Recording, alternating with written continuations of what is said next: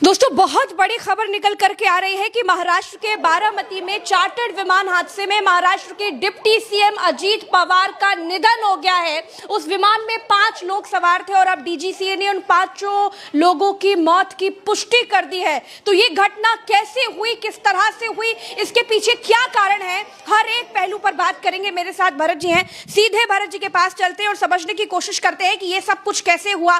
भरत जी, देखिए प्रज्ञा जी, ताज़ा जानकारी जो निकल कर आ रही है उसके हिसाब से आप ये देखेंगे तो यहाँ मुंबई में 8 बजे ये प्लेन उड़ता है। मुंबई से 8 बजे ये प्लेन उड़ता है। 256 किलोमीटर की ये दूरी होती है और मुंबई से उड़कर इस प्लेन को बारामती एयरपोर्ट पर लैंड करना होता है। 8 बजे उड़ता है ये प्लेन और 45 मिनट में ये बारामती एयरपोर्ट पहुंच जाता है। महाराष्ट्र की ही बात हो रही है।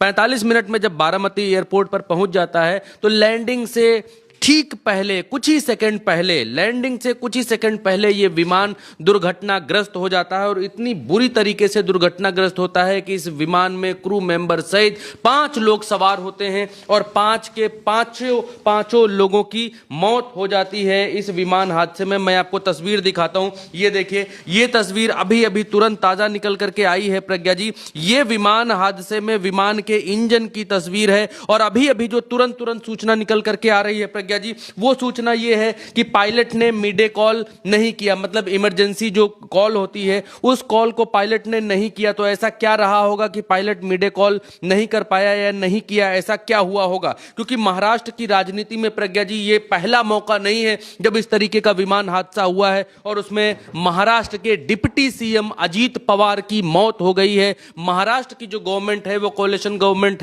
थी और मिलीजुली सरकार चल रही थी। वहां अजीत पवार डिप्टी सीएम थे, भारतीय जनता पार्टी की तरफ से सीएम थे और शिंदे भी डिप्टी सीएम थे प्रज्ञा जी। और इस बीच अजीत पवार का विमान हादसे में ना रहना बड़े सवाल खड़ा करता है, क्योंकि कुछ दिन पहले 2014 जब शुरू होता है, 2014 में महाराष्ट्र के पूर्व उप मुख्यमंत्री गोपीनाथ मुंडे का सड़क हादसे में निधन हो जाता है। सड़क हादसे में उनकी मौत हो जाती है। अभी कुछ दिन पहले जब हम और आप यहां पर खड़े हैं, कुछ दिन पहले गुजरात के पूर्व मुख्यमंत्री विजय रूपाणी की प्लेन हादसे में मौत हो जाती है और अभी कुछ दिन पहले सीडीएस की मौत हो जाती है एक हेलीकॉप्टर हादसे में। और अब अजीत पवार का निधन हो जाना, वो भी प्लेन हादसे में, ये गंभीर सवाल खड़े करता है और बड़े सवाल खड़े करता है। देश में फ्लाइंग जो एजेंसियां हैं उनके ऊपर सवाल खड़े करता है प्रज्ञा जी। अब अजीत पवार के पीछे